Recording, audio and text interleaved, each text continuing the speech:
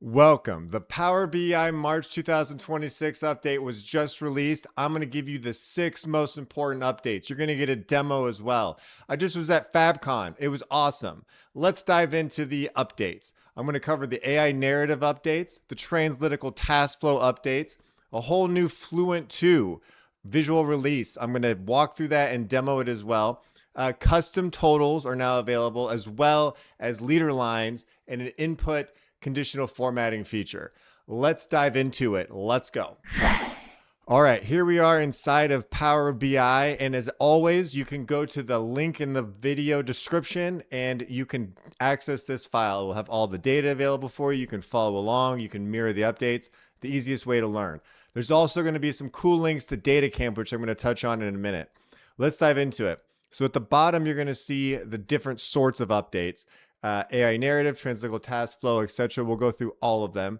The first couple are going to be in-form, and then we're going to do a demo. You're going to get hands-on. You're going to learn. Feel free to skip to whatever channel or whatever chapter you want to go to. There'll be updates for each one. The demo one's cool. The end's awesome as well. So first, these first two are very quick. The AI narrative, essentially what used to happen is you would update the visual, the filtering on the report page itself, and you'd have to then go to the AI narrative and click refresh. That's all done with. It's gone. You can just simply, it will just automatically refresh, which is great if you toggle on the auto refresh. Super simple. This one's another very quick one, but for those of you doing translytical task flows, they're now generally available. This is something on my list to make a video about. It's a super cool way to enable input into Power BI. If you know about it, you know about it, but I will cover more of these in a future video. But let's get into some meat and bones of this update, what can actually help you. And also leave a comment. I want to know what update do you like the most? What do you think is not valuable? What do you want to see next? So here's what's cool. Fluent 2, it's going to enable a very simple way to make everything look better. I actually have a before and after that I'll show you. What you're going to want to do in your Power BI desktop file to enable Fluent 2. It's a whole set of stylistic principles that's going to be applied automatically for you. Is to enable it, go to Options, Preview Features, and click it. Again, if you need to know where that is, Options, Options and Settings, Options.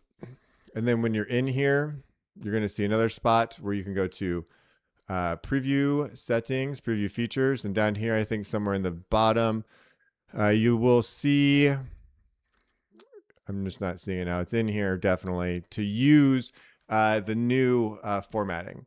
I turn everything on every month, so that's why I'm just not seeing it. But it's in there. Preview features, and then you're going to go to View, Themes, and you're going to customize current theme. And that's where what's important. There's also a link here you can check out. I'll put the link in the video description too. From this, you will see a pop-up that says, update the theme to the new Fluent 2 layout. Click it. But essentially, once you go to Browse for Themes, you'll go to View, Customize Current Theme. You'll see that pop-up happen. I've already done it. Here's how you can see what it looks like. And it's awesome. After you apply it, this is something I had before. I added the various visuals that that the Fluent 2 kind of touches. The KPI card, buttons, drop-down slicer, bar chart, line chart, tables. This is before, simply enabling that after. This is where then there's a lot that happens here. It just makes it look so much cleaner. You can check it out. So what it kind of does, it sets the default background, dark gray, the background to your table as well. It changes all the fonts. It changes all the spacing. If you look at each chart, the buttons before look like that. So much better now. It shows everything, including the blue, which is just a nicer color than the black. It would have this all scratched up, and now it fits. Things work out. The fonts change. It looks cleaner. The subtle rounded edges everywhere as well. It increases the spacing between bars, which is kind of a best practice as well. The table before looked pretty old school. Now after with this new, it's just a straight up table. Looks very clean. The line is a smooth curved line versus the raggedy one. And you're set. If you want to get into more details of that, you can tweak it. But what they're going to start doing as well is within every visual, there's going to be a section where you're going to have style presets. So by default, you'll be able to eventually start coding them, but you can pick some default ones. This is a default with data labels, default with a straight line. This reset back to my default. Every visual now is going to have some under style presets. Again, same with table. Maybe you want to have, there's a lot of different options. Some of these you've seen. Reset back to default, and you're rocking. So enable that feature. It's going to make everything look so much better. If you need to apply it to anything older, you can just open up an old file, enable it, and turn it off. And speaking of that, an important thing is to continually improve your Power BI skills. A way to do that I love is with DataCamp. Let's get into some DataCamp action. I've partnered up with DataCamp on this update. I love their program and I highly recommend it. What we're doing here is great, but if you want to get something way more structured where you can actually practice as you go, DataCamp is the best next step. They have a Power BI fundamentals track that walks you through everything step by step, connecting to data, cleaning and transforming it, building interactive dashboards. Pretty much everything we do here in the videos, but it's hands-on directly in your browser, highly structured, tons of lessons. That's really the key difference. You're not just watching, you're actually building alongside the lesson. And if you're looking to go further, they also have a data analyst and Power BI track. That's one more deeply focused on data modeling, real world business scenarios, and getting you closer to job ready skills, getting you in that market.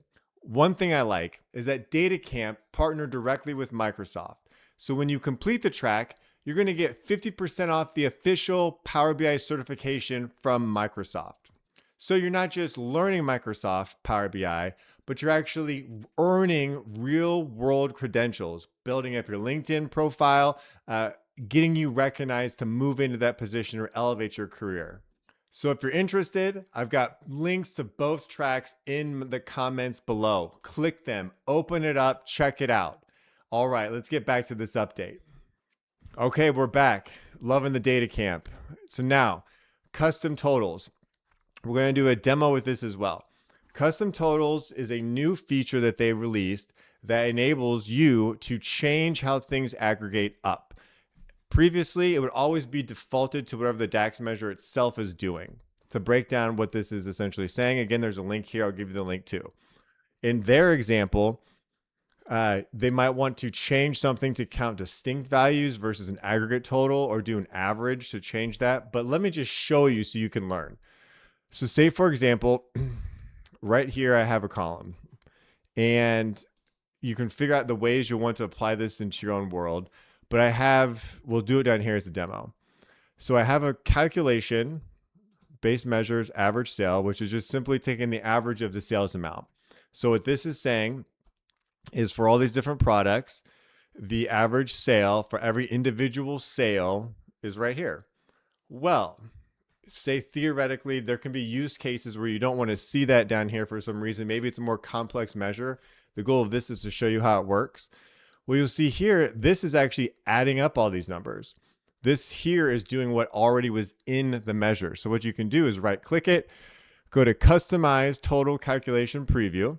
And now you have a whole new set of options. So you can sum these values, return the min max of these values, count the distinct, count more, count distinct, and kind of go from there. So in this case, it's currently doing the average, but what if I change it to sum?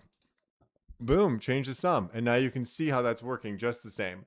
So there'll be more with that. It's still a preview feature. When you see things that are like this in preview, there might be little bugs, little things that don't quite work out. It's expected. It's part of the process, but it's a cool thing to know as you're ramping up your Power BI skills. Let's go to leader lines. This is a very cool way to make your line charts better. If you have a line chart, you need to be using leader lines. What they are these little cool guys here where you can pick anything you want, and you're going to enable the labeling. You can move it around to the end of it, the start of it, the beginning. I'm going to show you. So How do you do that? What you're going to first do is down here is a blank chart. Say it's your own line chart, whatever you have. Well, we're going to go to the series section. So first we're going to turn series on, and that by default turns on the series names. All right, well, what's new about this? Now it's leader lines. Turn these on, boom. It establishes the line. And what you can do, it helps take everything to where it is. So it can stack stuff up. It's going to be able to if you have more lines, it will, put them all over the screen.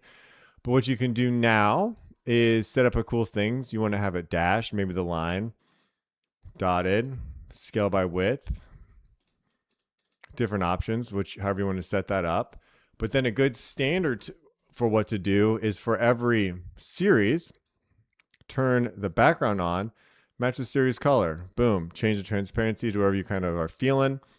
Same with the values. You can match the series color as well. And you can start to kind of craft this nice blend. Those features have been around, but it's a good way to blend these things together to get a really good looking visual. But the leader lines are new. Check those out. Very exciting, very helpful. The input slicer. This I want your feedback on. Leave it in the comments. I'm going to know if you get it to work or not. I need your guidance. Again, sometimes with these new features, they don't quite check out. But what they've released and what they've said is that the input slicer now supports conditional formatting, which I'm thinking is cool. An input slicer, again, I have one set up over here. This is where I dropped in product, but maybe I want to filter it based on, something else. You can see that visual on the right. I want to return contains anything with the word power in it. So therefore Power BI, PowerPoint. But what this makes me believe is that you can filter or you can set up conditional properties for any of the settings. So what I mean by that is for the filters you apply, if I want to have a color, say the background color, well, I've gone through and I've tried all these different ones for actual product values, for not. I'm not sure how you set this up on an input field. It could be a preview feature or not, but ideally what they're saying is that this should change the background. Let me know if it's working for you. Let me know what I'm missing. But these are the key updates. This will get you set up for March. More is coming. Subscribe, like, leave a comment, ask a question. I'll keep updated all the time on what's going on, and you all take care. Bye.